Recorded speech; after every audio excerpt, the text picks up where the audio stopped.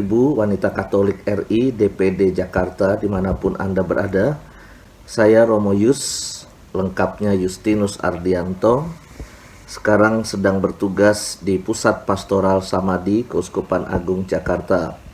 Saya ingin mengajak Anda untuk merenungkan beberapa poin terkait tema bulan Kitab Suci Nasional kita yang sedang bersama-sama kita renungkan.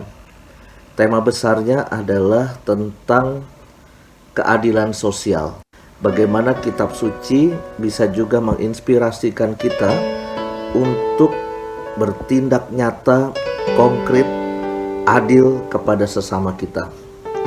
Kitab suci bukan sekedar inspirasi untuk kita renungkan, tetapi inspirasi-inspirasi itu harus menggerakkan. Saya mendapat tugas untuk tema hari kedua, Allah yang menjelma menjadi korban ketidakadilan.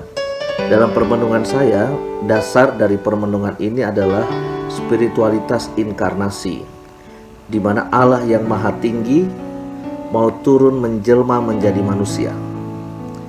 Apakah Allah menyelamatkan kita perlu harus menjadi manusia dan mati seperti manusia? Padahal Allah itu kan maha kuasa. Kemahakuasaan Allah itu membuat Ia mampu melakukan apapun. Mungkin sekali jentik tangan ini, maka dunia ini berubah. Tetapi mengapa Allah tidak mau menggunakan kemahakuasaannya? Justru Allah masuk di dalam diri manusia. Menjadi manusia pun sebetulnya Allah bisa punya pilihan. Menjelma menjadi raja, menjelma menjadi penguasa, lalu mengatur dunia ini menjadi adil. Itu bisa. Tetapi kenapa justru dalam penjelmaannya Allah itu menjelma menjadi bayi kecil? Ini misteri Natal pasti ya. Mengapa Allah menjelma menjadi bayi kecil dan lahirnya pun di tempat yang sungguh-sungguh tidak pantas, yaitu di palungan di kandang hewan. Bukan di sebuah istana, rumah sakit yang bagus, dan bukan di tempat di kota yang indah, tetapi justru di sebuah pinggiran kota menjadi manusia. Ini dasarnya, spiritualitas inkarnasi. Allah memang sungguh-sungguh mau merendahkan dirinya. Apa catatannya untuk kita semua? Allah kita mengajarkan kita suatu gerakan turun.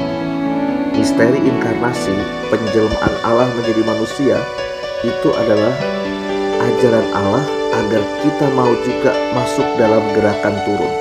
Tuhan kita mengajarkan gerakan turun, tetapi hati-hati ibu-ibu, dunia ini mengajarkan gerakan naik. Kita pengennya apa-apa naik, jabatan pengennya naik, gaji kalau bisa juga naik terus, sehat terus, cantik terus, ganti mobil pun ganti mobil pasti pengennya yang lebih bagus. Ganti handphone pasti nggak pengen handphonenya turun, makin jelek, makin jelek, makin jelek, enggak. Dunia ini mengajarkan kita gerakan naik. Ya. Nggak apa-apa, memang namanya kita hidup di dunia. Ya. Tetapi jangan lupa, Allah kita mengajarkan kita gerakan turun. Kita pun harus berani masuk dalam proses gerakan turun. Ya, jangan cuma pengen hidup itu gerakan naik terus, tetapi hidup itu juga harus gerakan turun. Kita harus mau juga masuk dalam penderitaan hidup kita. Kita harus berani juga mengunjungi mereka yang menjadi korban, mereka yang sakit, mereka yang kesepian, mereka yang susah hidupnya, mereka yang miskin. Jangan kalau kita berkumpul maunya berkumpul sama yang selevel. Sedangkan yang lebih rendah, yang lebih miskin, seakan-akan kita tidak mau berkumpul dan juga melayani bersama mereka. Maka di sini arti gerakan turun yang pertama yang mungkin juga relevan dengan tema kita hari ini. Gerakan turun yang kedua itu artinya suatu hari nanti kita harus siap menerima kenyataan bahwa hidup kita bukan sekedar naik terus, sehat terus, berjaya terus. Suatu nanti hidup kita akan turun. Kita akan sakit. Kita akan menua. Kita tidak lagi secantik dulu. Kita tidak lagi segagah dulu atau sehebat dulu. Pelan-pelan kita melemah, pelan-pelan kita sakit, pelan-pelan kita tak berdaya, kita meninggal dunia, lalu kita dilupakan orang.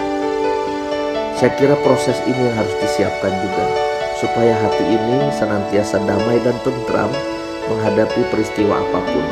Karena dunia ini ya kayak gitu, tidak ada yang melulu gerakan naik. Suatu hari nanti kita harus juga siap gerakan turun.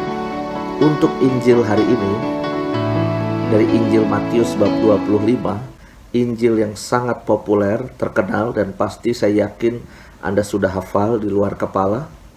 Saking hafalnya di luar kepala, bahkan mungkin Anda ya sudah mulai lupa-lupa dikit ya. Intinya adalah apa yang kita lakukan untuk sesama kita yang paling hina, itu kita lakukan untuk Tuhan.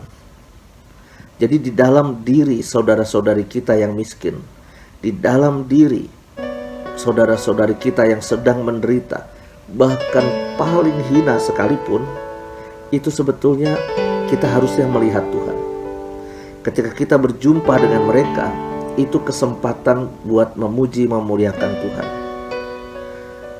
Ada sebuah peristiwa yang selalu saya ingat tentang ibu-ibu ya. Ada seorang ibu yang sukses hidupnya. Dia tinggal di daerah Menteng. Dia seorang businesswoman yang luar biasa ya. Sangat mandiri, sangat sukses secara ekonomi, sangat di atas rata-rata. Tetapi waktu dia sekolah zaman SMP dulu, dia itu sebetulnya berhutang budi pada seseorang yang dia sering nyontek kepada teman sekelasnya itu. Seorang ibu juga, seorang cewek juga waktu masa sekolahnya. Tetapi hidup itu kadangkala tidak bisa ditebak. Yang sering nyontek ini justru hidupnya sukses menjadi businesswoman. Yang dulu waktu sekolah itu pinter, ternyata dia tuh hidupnya agak susah. Mungkin bisa tepat dibilangnya sangat susah.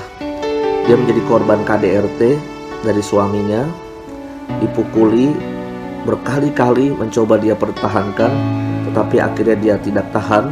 Lalu dia pergi dari Bandung, meninggalkan keluarganya, meninggalkan suaminya itu, anaknya dibawa.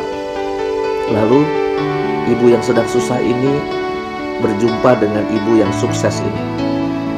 Ibu yang sukses ini hatinya baik, diterima, dipeluk. Mereka tangis-tangisan berdua, curhat, cerita tentang perjalanan hidup, cerita tentang kesusahan mereka. Nah, tiba jam makan siang, ibu ini mau diajak makan di Plaza Indonesia bersama ibu yang sukses ini.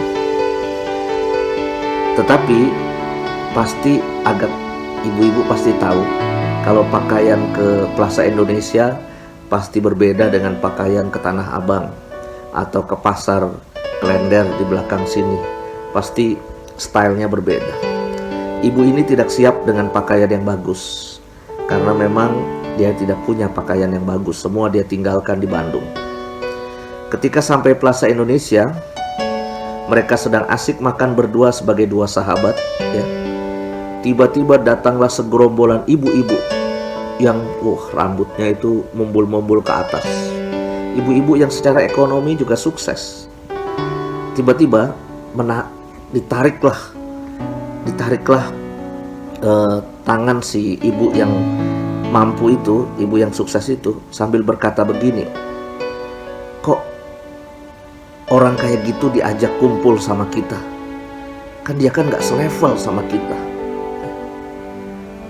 Bapak Ibu, saudara-saudari, bayangkan ada orang yang sampai berkata, kok orang kayak gitu? Kan dia kan gak selevel sama kita. Sejak kapan manusia itu tidak selevel? Nah, kadangkala kita ini dalam hidup ini melihat orang berdasarkan level-level tertentu. Level ekonominya, level kendaraannya, rumahnya di mana, tasnya merek apa. Kita melihat orang berdasarkan kepemilikannya dan statusnya. Tetapi lihat hari ini pesan dari Injil yang baik kita untuk renungkan adalah bahwa Allah justru masuk menjelma di dalam diri saudara-saudari kita yang sedang menjadi korban ketidakadilan. yang sedang hidupnya miskin, sedang hidupnya susah. Saya percaya ibu-ibu wanita Katolik RI tidak seperti itu. Anda itu sudah terkenal dari zaman dulu saya kecil, ya.